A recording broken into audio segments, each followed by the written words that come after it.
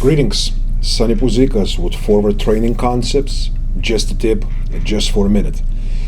Today we will go slightly more than a minute since topic warrants it. And the topic is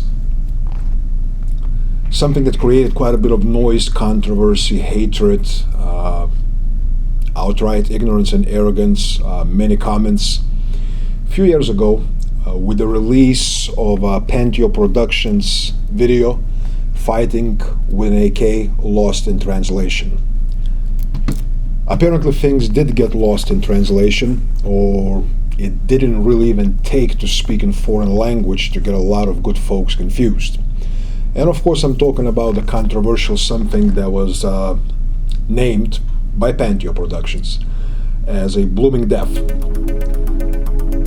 I will let you watch the uninterrupted 2-minute something segment directly from the Pantio DVD, dealing directly with the blooming death topic. You can hear the explanation, you can hear exactly what was in DVD. That is no longer available, by the way. And I will make my comments later. Enjoy the show.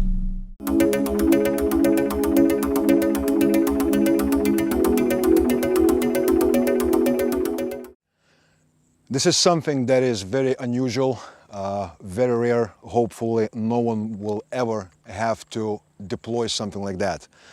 This skill was born due to the real situation that happened to a certain individual in a certain part of the world, few maybe years, maybe decades back. We will not discuss the details. The said individual was the sole survivor of a long gunfight. And he was surrounded by numerous adversaries. His choices were very limited. Addressing each adversary that was surrounding him in the 360-degree environment would have meant certain demise of said individual, as his back inadvertently would have been turned to numerous other adversaries. So what he did, he basically deployed a rifle and a handgun at the same time, with a continuous circular motion, using his handgun as a precision weapon, engaging the targets, and using his rifle, blind firing the rifle to suppress people behind him, forcing them basically to duck out of the line of fire. The basic technique that he used was kind of interesting, and I'll show you the mechanics. So here we go.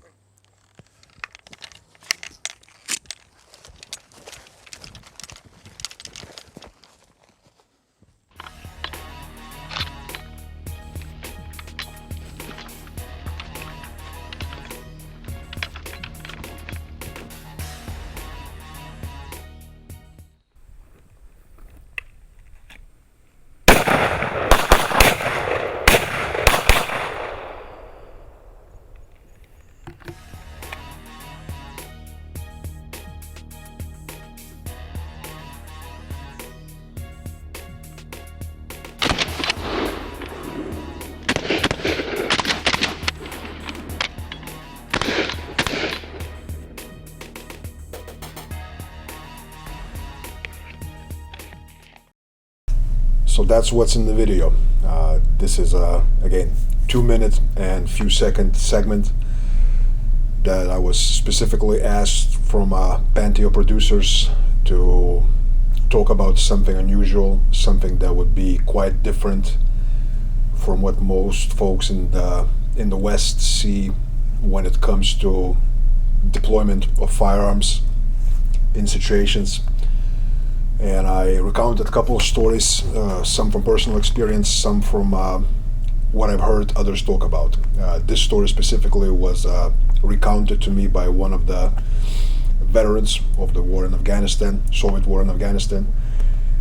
And Pantio producers liked that, and they asked me to basically, present it in a short manner, demonstrate it, and that's how it came to be. Here's the interesting thing. Pantio at first released a trailer for the upcoming DVD, and for whatever reason they decided that I guess it's cool they used this segment in the trailer, and the shitstorm it created was actually very amusing. I enjoyed it quite a bit. A lot of big names, you know, with a big pedigree, with units, tier 1 units and all that, started basically raising a lot of stink about, you know, how this is dangerous, how this is irresponsible. Mind you, what was used in the trailer, there was no explanation, there was no context. It was just a very short video of movement and firearms, both firearms being discharged. Experts, without bothering to find out the context, without bothering to look deeper into it, created quite a stink, and Pantio pulled the trailer, replaced the trailer. Eventually, when the DVD came out, the amount of stink increased exponentially, and there were all kinds of things. People were saying that, you know, we're going to start seeing bodies piling up from stupid schmucks, stupid fucks, as some experts have phrased it, trying this on the range and shooting others due to such a negligent handling of firearms. Again, it seemed like, even when the video came out, it seemed like experts still did not take their time to listen to the context, to listen what was being said, the way story was recounted. There's nothing to defend there. I simply recounted the story that was told to me. I do see, in a situation like supposedly the gentleman found himself in the mountains somewhere in Afghanistan, I do see how in desperation you may have to do something that's very unorthodox, something very unusual, and definitely something that would not be considered anywhere near safe when you may have no shoot targets, when you may have bystanders, where you may have friendlies. Apparently he had a pretty good idea of what would happen if he was caught alive, and he deployed this method, and as the story goes, he actually survived. He actually got away. His wild ass firing, the blooming death, apparently forced Mujahideen to hide behind the rocks. They were not able to capture him alive, nor were they able to shoot him. So that's the story behind this video and behind the controversy. I love the fact that there's still videos with people on purpose mispronouncing my name, and I feel honored by that. I feel honored that all these years later, and I believe this video is about, shit, I would have to look at the production date of this video, and I don't even know.